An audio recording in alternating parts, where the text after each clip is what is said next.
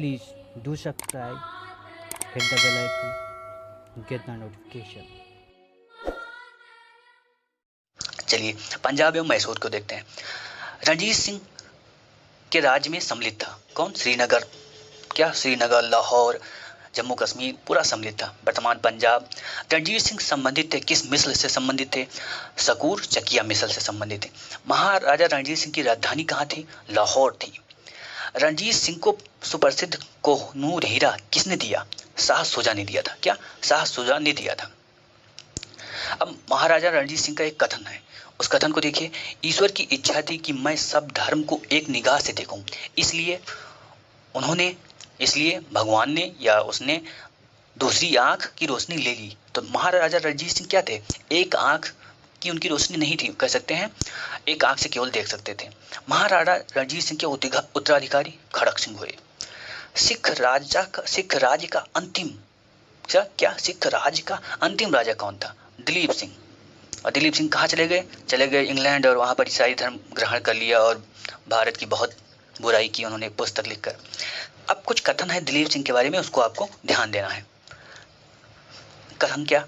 महाराजा दिलीप सिंह का निधन कहाँ हुआ? पेरिस में हुआ। ठीक है, उनका निधन पेरिस में हुआ, ये तो सही है। गए इंग्लैंड, लेकिन उनकी मृत्यु कहाँ हुई? पेरिस में हुई। नासिक में उनकी अंत्येष्टि हुई, ये तो गलत है ना, मरे वहाँ तो। और उन्होंने कभी सिख धर्म नहीं छोड़ा, सिख धर्म उन्होंने छोड़ दिया था और ईसाई बन गए थे।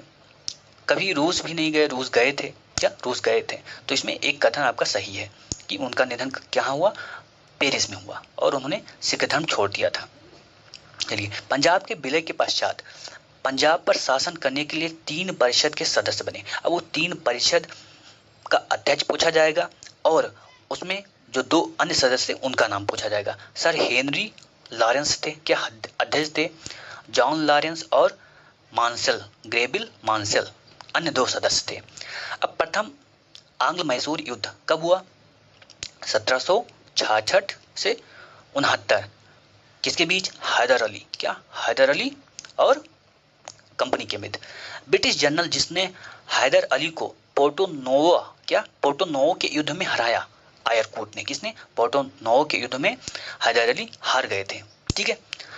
दूसरा, जब आंग्ल मैसूर युद्ध चल रहा था, टीपू सुल्तान ने अपनी राजधानी बनाई श्रीरंगपट्टम को। क्या? श्रीरंगपट्टम को अपनी राजधानी बनाई। वह भारतीय शासक जिसने विदेशों में आधुनिक पद्धति से दूतावास स्थापित किया, कौन था वो? टीपू सुल्तान। टीपू सुल्तान ने 1780 में टीपू सुल्तान 1780 में ब्रिटिश सेना को टीपू सुल्तान ने ब्रिटिश सेना को 1780 में हराया। कहां पर हराया था?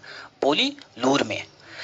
अंग्रेजों ने श्रीरंगपट्टम की संधि किसके साथ की थी? टीपू सुल्तान के साथ की थी।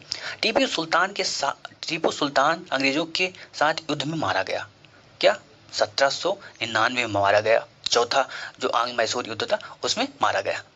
चलिए, अब आप कुछ युग्म है उसको देख लीजिए, उसमें कौन कौन सा पॉइंट है। प्रथम आंग्ल मैसूर में हैदर अली क्या हुआ? हैदर अली का विजय हुआ। द्वितीय आंग्ल मैसूर अनिर्णायक रहा। और तृतीय आंग्ल मैसूर, इसमें टीपू सुल्तान हार गया। टीपू सुल्तान हार गया और उसने अधिकांश अपना भूमि अंग्रेजों को दे दिया। चतुर्थ आंग्ल मैसूर, टीपू पराजित हुआ और इसी में उसका देहांत हो जाता है। बेगम समरू ने एक अति प्रसिद्ध चर्च का निर्माण कराया। कहां पर कराया था? सरधना में। सरधना में कराया। अब कुछ कथन है, आप देख लीजिए। महाराजा रणजीत सिंह ने लाहौर में तोपों के निर्माण के लिए आधुनिक ढलाई खाने स्थापित की थी। कहां पर? क्वेश्चन पूछा जाएगा। लाहौर में। लाहौर में। आमेर के राजा सवाई जय सिंह ने यूक्लिड के रेखा गणित के तत्वों का संस्कृत में अनुवाद किया। अब पूछा जाएगा यूक्लिड के रेखा गणित तत्वों का अनुवाद किसने किया? सवाई जय सिंह ने। मैसूर में टीपू सुल्तान ने श्रृंगेरी मंदिर में देवी शारदा की मूर्ति बनाने के लिए धन दिया। प्लासी के युद्ध में कौन हारा था? नवाब सिराजुद्दौला हारा था और उस समय सिराजुद्दौला का सेनापति कौन था? मीर जाफर था। और मीर जाफर जाके मिल गया क्लाइव से।